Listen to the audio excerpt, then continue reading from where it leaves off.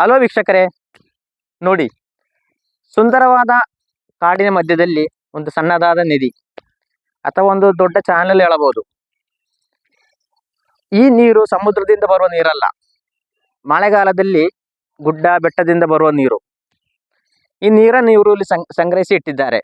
ನೋಡಿ, ಬೇಸಿಗೆಗಾಲದಲ್ಲಿ ಇಲ್ಲಿನ ಜನರಿಗೆ ನೀರಿನ ತೊಂದರೆ ಇರುವಾಗ ಇದರ ಮೂಲಕ, ಇಲ್ಲಿ ನೋಡಿ, ಅದರ ಮೂಲಕ ಅಲ್ಲಿ ನೀರು ಸಂಗ್ರಹಿಸಿ ಅಲ್ಲಿ ಫಿಲ್ಟರ್ ಆದ ನೀರನ್ನು ಇವರು ಆ ಇದರಲ್ಲಿ ಟ್ಯಾಂಕ್ನಲ್ಲಿ ಫಿಲ್ಟರ್ ಮಾಡುತ್ತಾರೆ.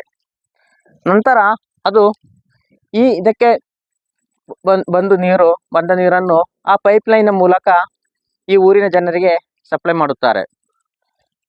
ಸಣ್ಣದಾದ ಒಂದು ಬೋಟನ್ನು ಇಟ್ಟಿದ್ದಾರೆ.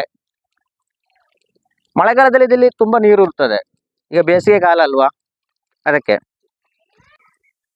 ಇಲ್ಲಿ ನೋಡಿ, ಈ ಪೈಪ್ ಲೈನ್ ಮೂಲಕ ಅಲ್ಲಿಂದ ನೋಡ್ರಿ, ಅಲ್ಲಿಂದ ಇದಕ್ಕೆ ಕರೆಂಟ್ ಪಾಸ್ ಆಗುತ್ತದೆ.